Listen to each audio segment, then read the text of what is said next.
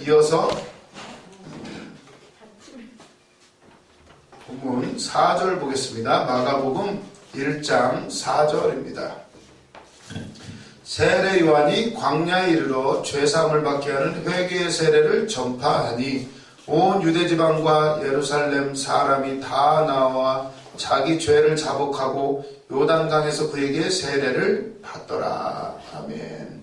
여기 보면 세례를 받고 사람들이 이제 회개를 하게 되는 장면이 나오는데 그러고 나서 보면 요한의 모습이 이제 묘사가 되는데 6절 보면 요한은 낙타 털 옷을 입고 허리에 가죽띠를 띠고 메뚜기와 석청을 먹더라 이렇게 나오죠. 그가 또 말씀을 증거하는데 그가 전파하되 나보다 능력 많으신 이가 내 뒤에 오시나니 나는 굽혀 그의 신발끈을 풀기도 감당하지 못하겠노라.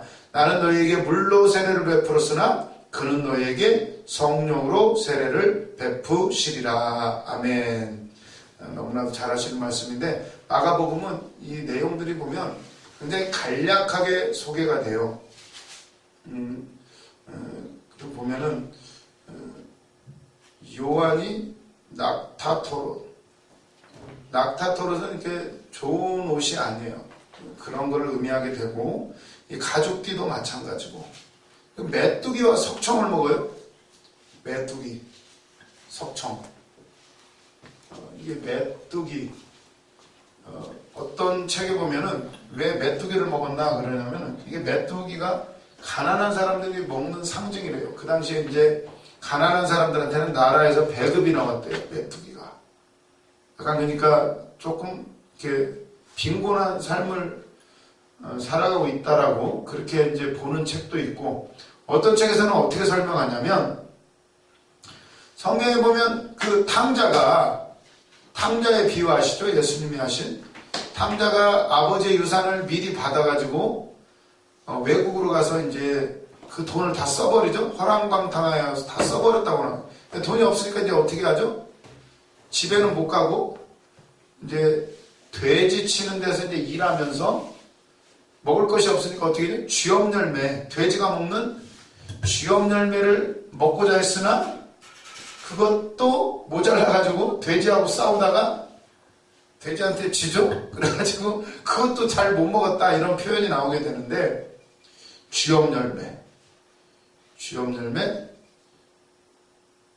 쥐염열매가 이스라엘 그 유대인들한테는 이게 이제 소위 메뚜기 열매라고 한대요. 메뚜기 열매.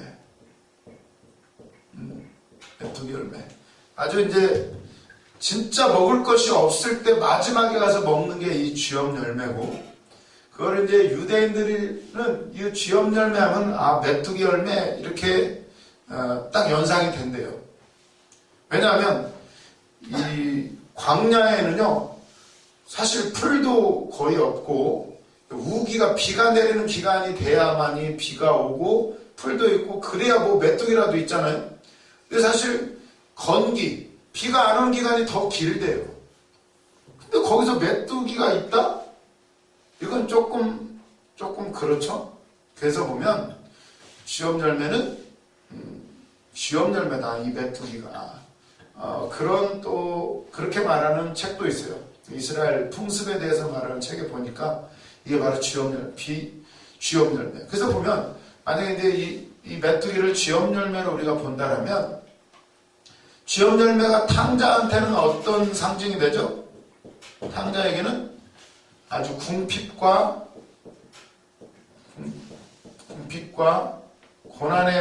고난을 상징한다면 우리 세례 요한한테는 이 쥐염열매는 어떤 의미가 있을까요?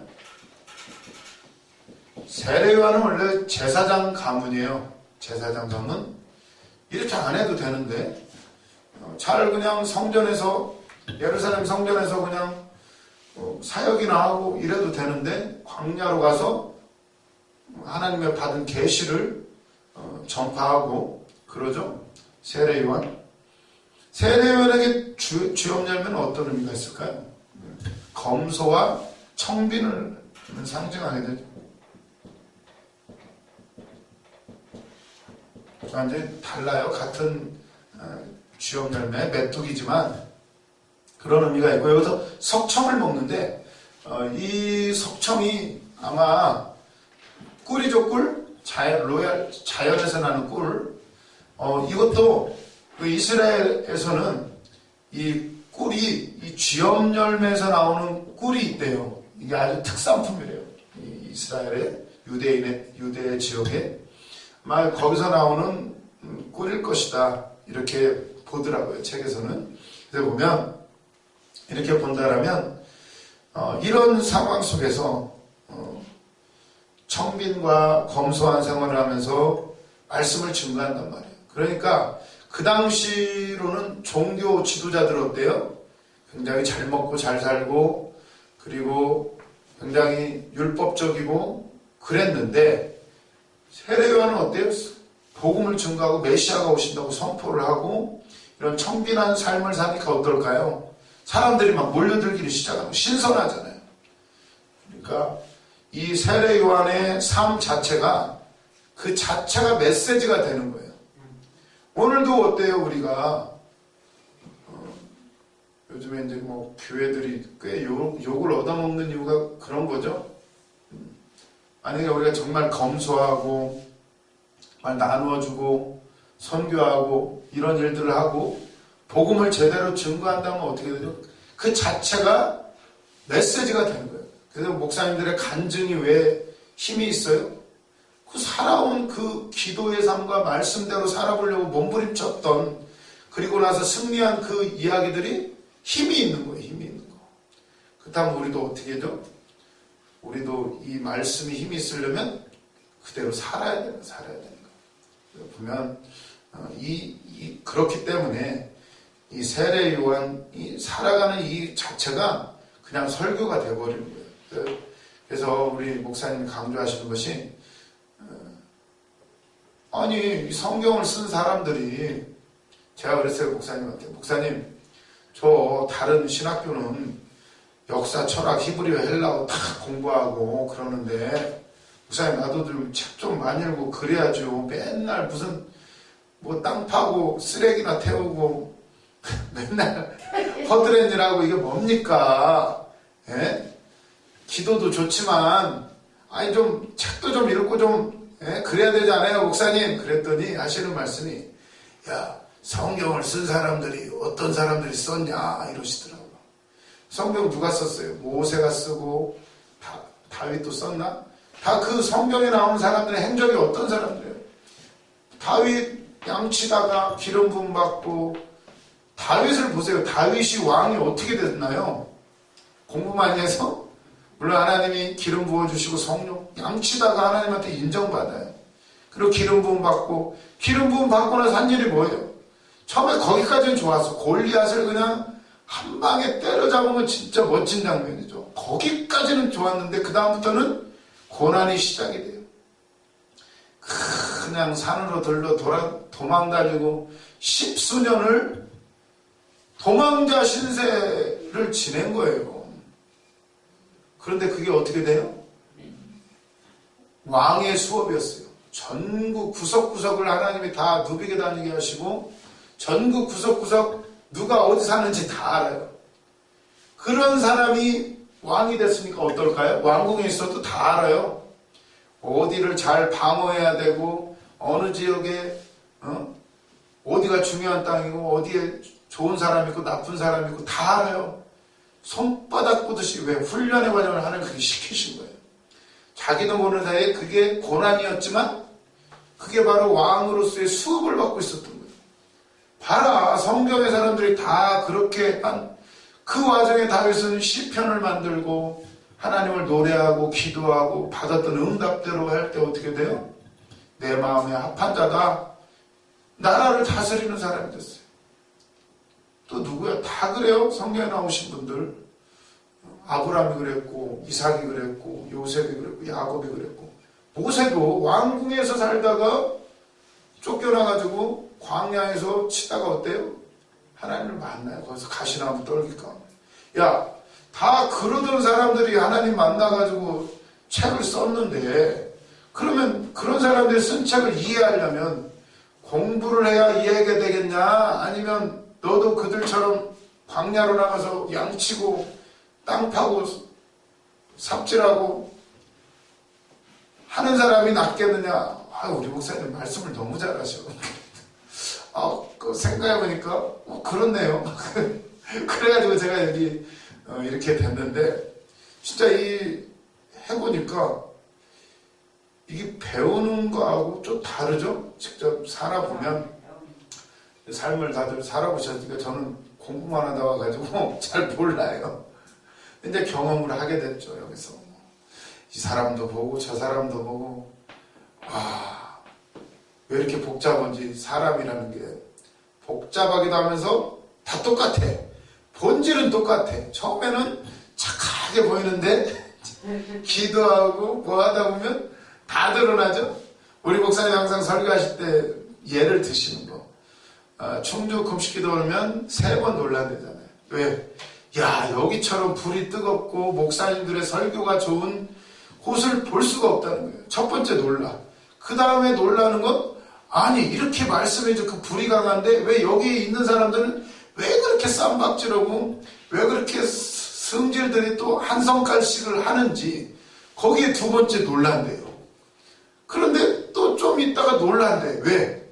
나도 똑같은 사람이 돼 있대요.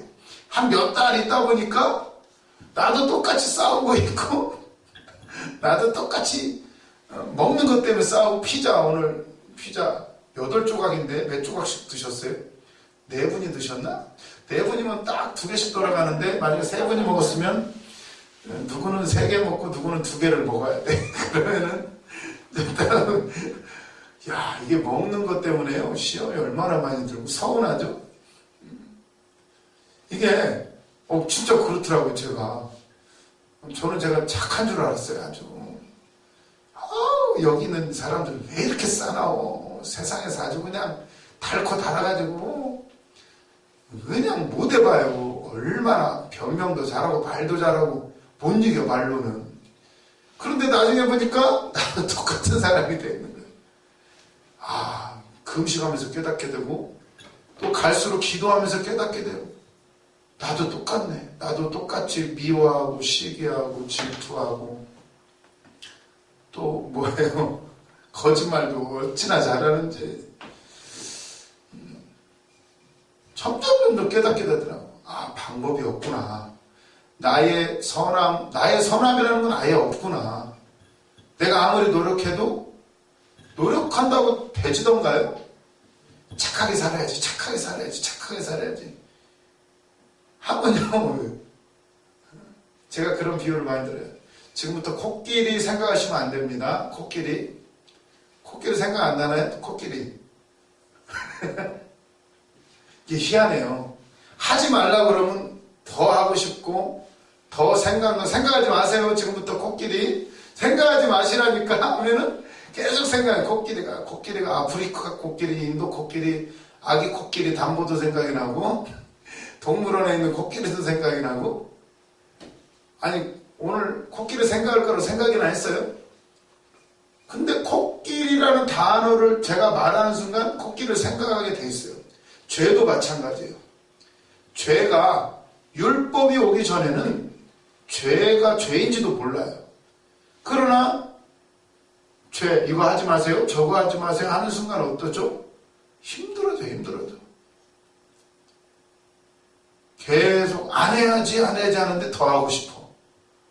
아담과 하와한테 하나님이 선악을 알게 하는 나무의 실과를 따먹지 말아라 딱 했는데, 그전에는 아무런 관심이 없었어요. 왜냐? 다른 거 맛있는 거 많이 먹고 생명나무 실과 먹으니까 그냥 막 힘이 솟구치고 막 살 것 같으니까 좋았는데, 어느 날 뱀이 와가지고 선악과 모든 나무의 실과를 따먹지 말라고 하더냐? 그랬더니 아니요, 다 먹고 그거 하나만 따먹지 말라고 그랬는데요. 그래? 그거 왜 따먹지 말라고 했을까? 왜 그러지? 모르겠는데요. 그땐 뱀이 그거 따먹으면 하나님처럼 돼. 지혜로워져. 눈이 밝아져. 눈이 밝아지는 게 뭐지? 갑자기 그 말을 듣는 순간 어떻게 되죠? 이제 선악과가 다르게 보이기 시작해요. 궁금해지기 시작해요. 뭐지? 저거 어떻게 하지? 저거 먹으면 진짜 지혜로워질까? 하나님처럼 될까? 그게 뭐지? 궁금해져요. 한 번 보고 지나가고 또 한 번 지나가고 또 한 번 먹으면 죽는다 그랬는데 진짜로 죽을까? 아니 뱀이 그러는데 아니라던데? 와, 이게 바로 율법이에요. 계속 고민하게 돼요. 하지 말라고 하면 더 하게 돼요. 왜 율법을 주셨어요, 하나님이? 율법을 통해서 나를 비춰보고, 율법에 비춰보면 어떤가요? 죄 아닌 게 하나도 없어요. 죄 아닌 게 하나도 없어요. 부정한 거 먹지 말아라. 돼지고기 부정이에요. 또 뭐 생선, 장어 부정하면 비늘이 없기 때문에. 장어 드셔보셨나요? 그거 죄예요. 아니 율법에 의하면 부정한 거래요. 부정한 거. 물론 신약에 와서 베드로한테 하나님이 환상으로 하늘에서 보자기가 하나 내려오죠. 잡아먹어라 이러시잖아. 근데 또 잡아먹으라고 했다고 또 그거 다 잡아먹으면 안 돼요. 또 아니 잡아먹으라는 그 나중에 어떻게 해서 가죠? 그게 이방인 고넬료가 보내잖아요. 복음을 알려주라고 베드로한테. 근데 그거 우리가 꿈도 해석할 때도 잘 하셔야 돼. 금식할 때 제가 아까 얘기했죠. 라면 끓여 먹었다고. 그거 뭘까요?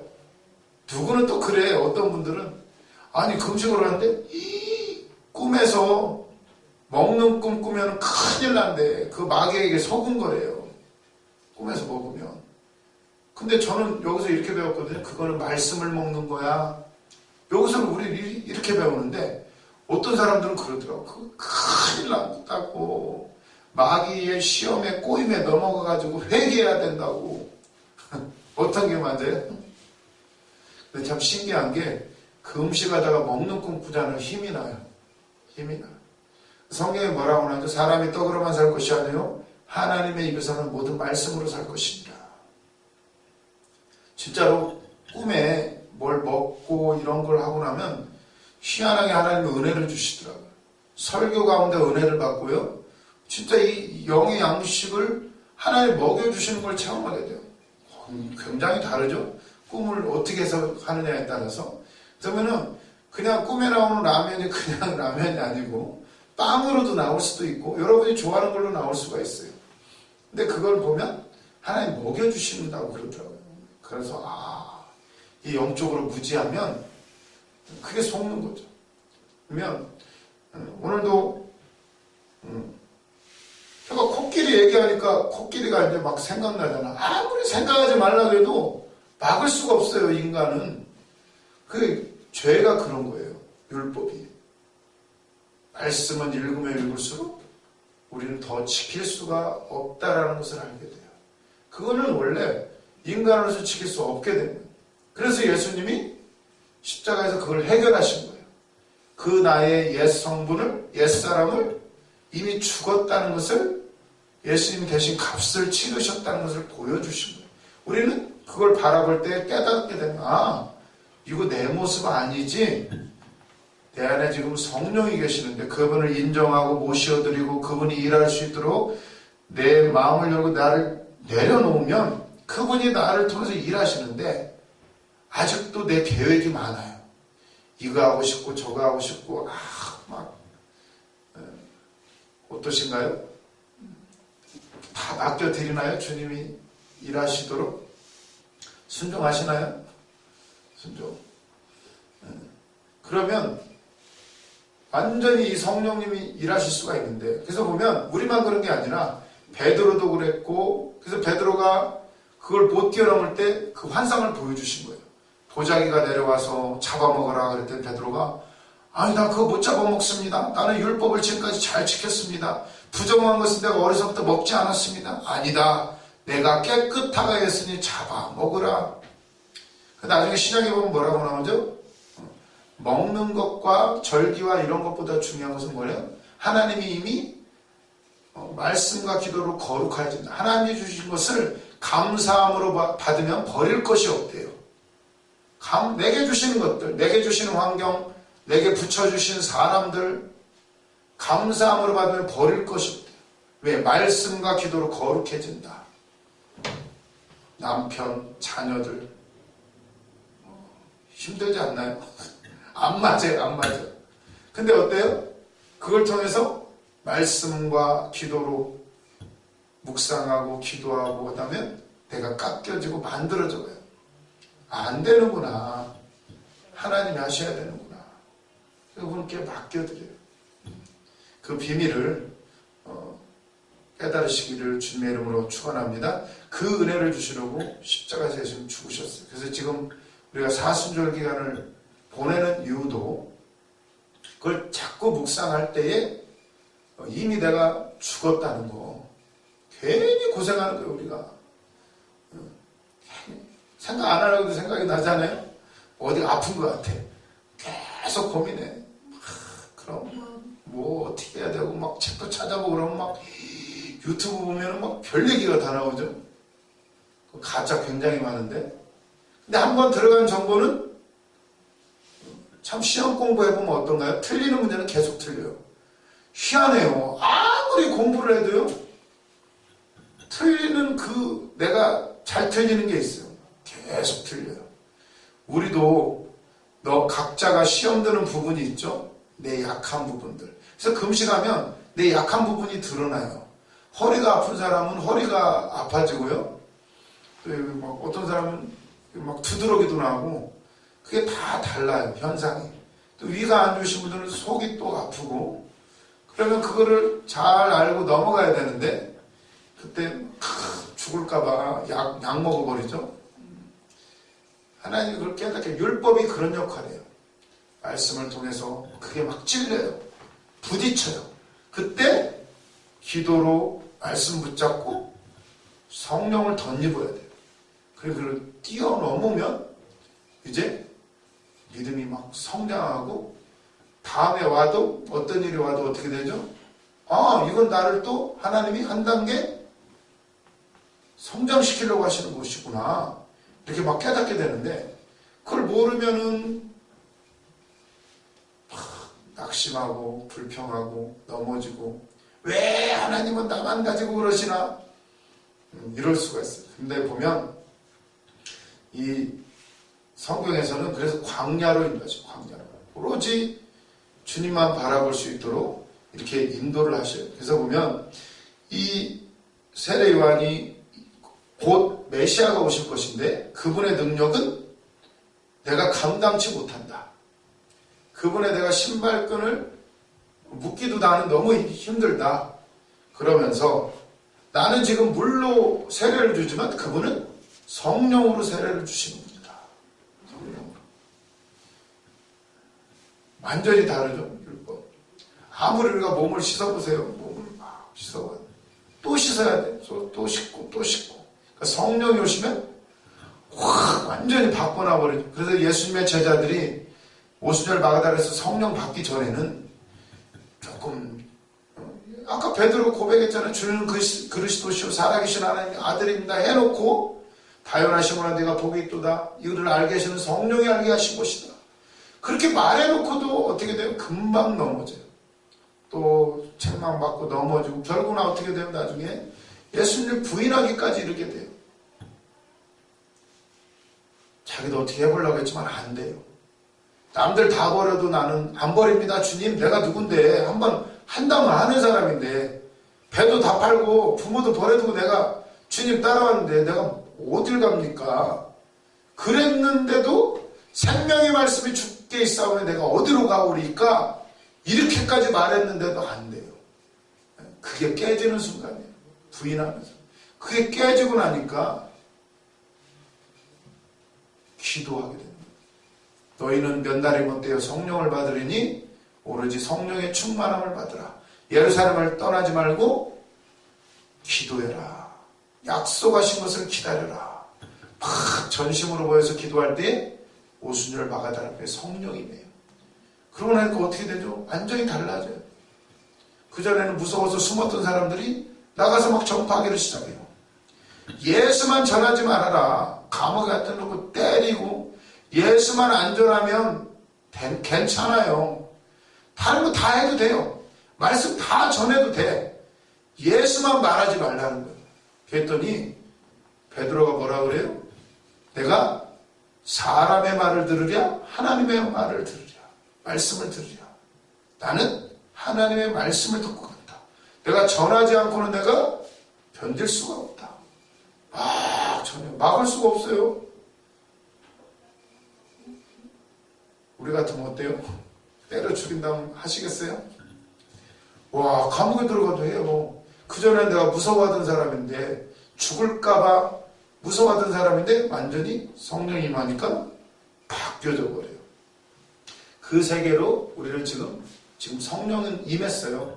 근데 성령이 나를 완전히 쓰실 수 있대 그 과정을 지금 거치고 있다는 것을 믿으시기를 바랍니다. 그래서 보니까 그 다음에 이제 나오는 것이 이제 드디어 예수님이 오셔서 9절 그때 예수께서 갈릴리 나사렛으로부터 와서 요단강에서 요한에게 세례를 받으시고 곧 물에서 올라오실 때 하늘이 갈라짐과 성령이 비둘기같이 자기에게 내려오심을 보시더니 하늘로부터 소리가 나기를 너는 내 사랑하는 아들이라 내가 너를 기뻐하노라 하시니라. 아멘. 이 장면을 또 굉장히 중요한 장면이에요.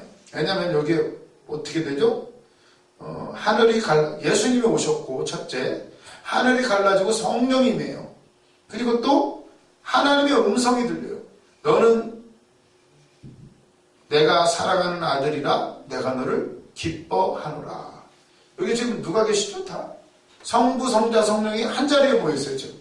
물론 성부, 성자, 성령님은 언제 어디서나 계시는 분이지만 특별히 오늘 이 본문에서 명시적으로 지금 한 곳에 모여 계시는 게 아주 드러나 있죠. 지금 아주 그런 부분이 아주 중요한 부분인데, 그래서 보면 예수님이 오시니까 드디어 이제 계시가 임하고 프린트물 보세요. 3페이지 어떤 현상이 나타나죠? 검은 동그라미 2번 보세요. 3페이지 검은 동그라미 예수의 세례 이렇게 나오죠. 검은 동그라미 2번에 2번 계시 현상은 세 가지 형태로 나타난다 이렇게 나오죠. 첫 번째 하늘이 갈라지죠. 그리고 성령이 임하고 그리고 하늘에서 음성이 들려요. 그래서 보면 반가로 1번 하늘이 갈라졌다 이런 의미는 어떤 의미가 있죠? 하늘이 갈라졌어요. 뭐 하늘이 왜 갈라져요? 공기인데. 하늘이 갈라졌다 이 얘기는 하나님의 나라가 내려왔다 이런 뜻이에요. 하나님의 나라가 천국이 이 땅에 내려오는 거예요. 하나님의 복음이 하나님의 나라가 이 땅에 내려오게 되는데, 그래서 보면 예수님이 말씀하시는 이 진리의 복음은 하늘의 성격을 띠고 있음을 나타내주는 말씀이에요.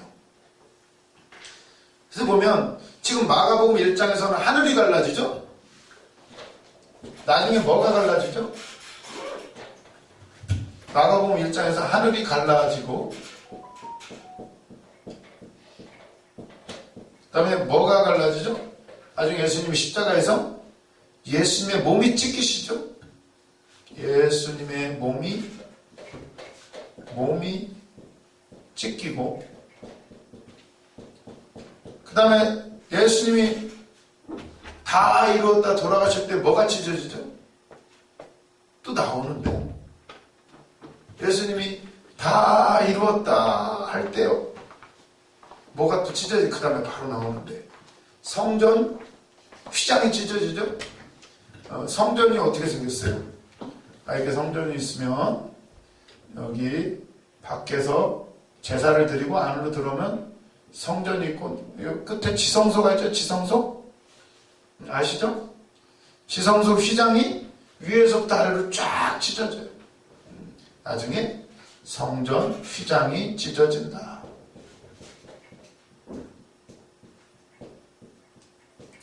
찢어져요. 하늘이 갈라지고 예수님의 몸이 찢기고 성전 휘장이 찢어지는. 이게 무슨 성전 휘장이 찢어진다는 얘기는 우리가 예전에는 스스로 하나님을 직접 만날 수가 없었어요. 1년에 한 번 대제사장이 간신히 속죄제사를 드리러 이 지성소 휘장을 열고 들어갈 수가 있었는데, 이제는 어떻게 돼요? 예수님이 죽으심으로 하나님과 우리 사이에 막혔던 담이 무너져 버렸어요. 우리의 죄는 없어졌고 이제 우리가 의인되고 하나님의 자녀가 되어서 언제든지 만날 수 있는 예수 그리스도의 이름으로, 그 핏값으로 언제든지 지성소에 들어가서 하나님을 만날 수 있는 길이 열린 거예요. 그래서 예수님은 길이요 진리요 생명 되시는 분이에요. 하늘이 갈라졌다는 게 이런 의미예요. 나중에 이게 순차적으로 하늘이 찢어지고 예수님이 찢어지고 성전 휘장이 찢어지는, 이렇게 연결적으로 생각해 주셔도 묵상을 해보세요. 은혜가 되실 거예요.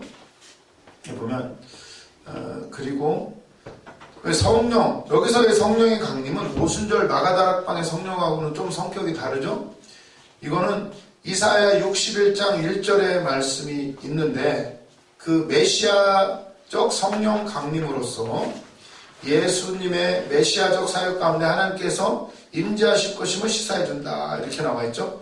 이사야에서 61장 1절에 보면 주 여호와의 영이 내게 내리셨으니 이는 여호와께서 내게 기름을 부으사 가난한 자에게 아름다운 소식을 전하게 하려 하심이라. 나를 보내사 마음이 상한 자를 고치며 포로된 자에게 자유를, 갇힌 자에게 노임을 선포하며 여호와의 은혜의 해와 우리 하나님의 보복의 날을 선포하여 모든 슬픈 자를 위로하되, 이렇게 나오죠. 이 말씀이 또 누가복음 4장 18절에 다시 인용이 돼요. 바로 이 본문에 성령이 강림하시는 게 바로 이런 성령의 강림이에요. 메시아로서의 그 말씀을 이루시는 메시아 사역의 시작을 알리는 성령 강림이다, 이렇게 알아두시고, 하늘에서 들려온 음성은 하나님 뭐라고 그러시죠? 이는 내 사랑하는 아들이요 내 기뻐하는 자라. 너희는 그의 말을 들어라, 이렇게 말씀해요. 다른 성경에서는 너희는 그의 말을 들어라, 이렇게 나와요. 너희는, 이게 중요한 의미예요. 너는 내 아들이라. 이게 이미 예언이 되었던 말씀이에요. 메시아가 오시면 모세를 통해서도 예언을 했어요. 나중에 너희가 가나안 땅에 들어가면 나와 같은 선지자 한 사람을 일으키실 터인데 너희는 그의 말을 들어라, 이렇게 모세가 예언을 했어요. 바로 그 말씀, 유대인들이라면 이 말이 무슨 의미인지를 알아들어요. 우리가 기다렸던 그 메시아, 너희들은 그의 말을 들어라, 예수 그리스도의 말을 들어야 된다. 유대인들은 그걸 알아요. 하늘에서 그 음성이 바로 들린 거예요. 이거는 바로 이분이 예수 그리스도께서 바로 메시아임을 하나님이 확증하시는 말씀이에요. 이렇게 이해를 하시고요. 그래서 보면 3번 보겠습니다. 이러한 삼중적 계시, 하늘이 갈라지고 성령이 임하고 하나님의 음성이 들린 것은, 삼중적 계시는 예수의 메시아적 사역이 스스로 한 것이 아니라 예수님도 하나님의 말씀에 복종한 게 되는 거죠. 하나님이 임명하셨고 예수님도 그렇게 하셨다. 우리도 어떻게 해요? 일을 내가 스스로 하는 게 아니라 그분이 우리에게 성령을 부어주고 우리에게 직분을 맡겨주셔야, 기름 부음을 받아야 일할 수가 있는 거예요. 그래서 진짜 주의 일은 내 마음대로 하는 게 아니더라고요. 저도 막 꿈이 컸죠. 막 빨리 우리 원장 목사님의 능력과 고충강 목사님의 말씀의 능력 짬뽕 해가지고 아주 해보겠다. 그 음식 막 40이라고 막 불이 임하고 막 이런 막 꿈을 꾸고 막 그 음식 나도 빨리 시켜주세요. 막 이랬죠. 남들은 막 안 하려고 그러는데 욕심은 많아가지고 빨리 40일 음식 해주세요. 막. 아이고. 그랬더니 머리가 엄청 빠지더라고요. 아, 목사님 이럴 줄 알았으면 안 하는 건데. 근데 그러니까 참 어리석어요. 알지도 못하면서 크게 뭔지도 모르면서 하나님 큰 거 주세요. 큰 거. 순수한 거야. 순수하기도 하고 뭐가 뭔지도 모르면서, 그러니까 주는 그리스도시요 살아계신 하나님의 아들이십니다. 하나님이 그것도 보시겠죠. 근데 이제 하면서 알게 되죠. 아, 내 힘으로 안 되는구나. 모든 것은 주님이 하셔야 됩니다. 제가 말씀드렸죠. 금식하고 나서 한 말씀 받았다고. 너는 하나님의 이름을 드러내는 사람이 되라. 아멘. 우리는 그저 그분의 이름을 드러내는, 그분의 이름은 곧 예수 그리스도. 이 땅에 나를 대신해서 인간의 몸을 입고 오셔서 십자가에서 모든 걸 이루신 그분. 그분의 영이 지금 내 안에 들어가 계신다. 그분의 이름을 우리가 증거할 때 귀신은 떠나가고 모든 문제도 떠나가게 되고, 나를 통해서 뭐 주님이 뭐 큰일 한다 안 한다 이게 문제가 아니라 그냥 그분의 이름을 증거하면 주님이 알아서 하셔요. 병 고칠 자 고치시고요. 내가 능력이 있다 아니 그냥 주의 이름 선포해 주면 알아서 주님이 고칠 자를 고치시고 은혜 줄 자에게 은혜를 주시고 긍휼을 베풀 자에게 긍휼을 베풀. 너무나 편한 거더라고요. 괜히 그냥 욕심내니까 언제 나는 저기 할까? 그게 아니라 그냥 그분의 이름을 증거하면 되더라고요. 그래서 보면 이 삼중적 계시는 철저히 하나님에서 임명된 것임을 밝혀주고 이렇게 함으로써 독자들로 하여금 예수님의 인격의 비밀을 감지하도록 돕는다. 그래서 예수님의 인격이 가로로 나왔지 종이면서 그분은 메시아이시면서 하나님의 아들이다. 이렇게 나와 있습니다. 이게 비밀이에요. 어떻게 종이 또 메시아가 되고 하나님의 아들이 어떻게 종이 돼요? 근데 이게 비밀이에요. 믿음의 비밀. 어떻게 예수님이 사람이면서 하나님이에요? 그게 말이 돼요? 하나님이면 하나님이고 사람이면 사람인지? 이게 비밀이에요. 비밀. 그분의 사랑이에요.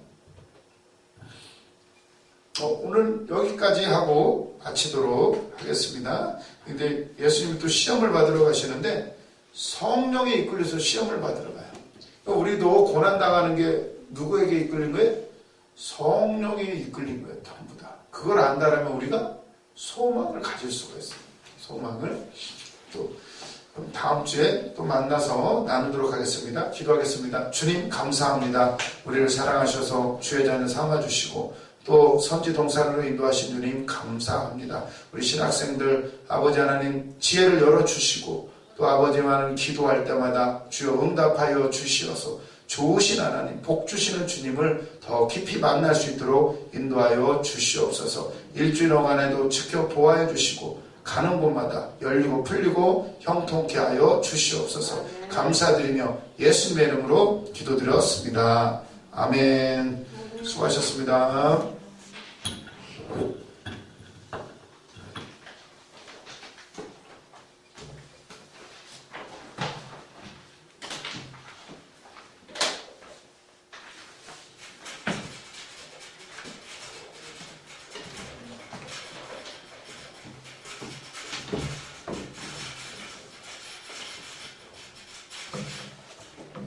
난 불로 드시오.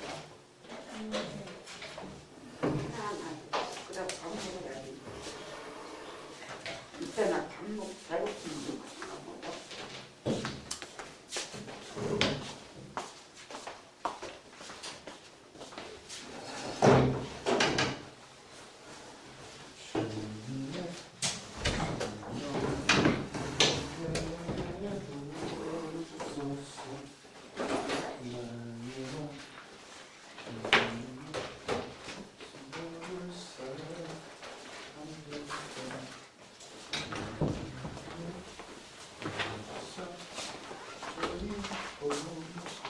So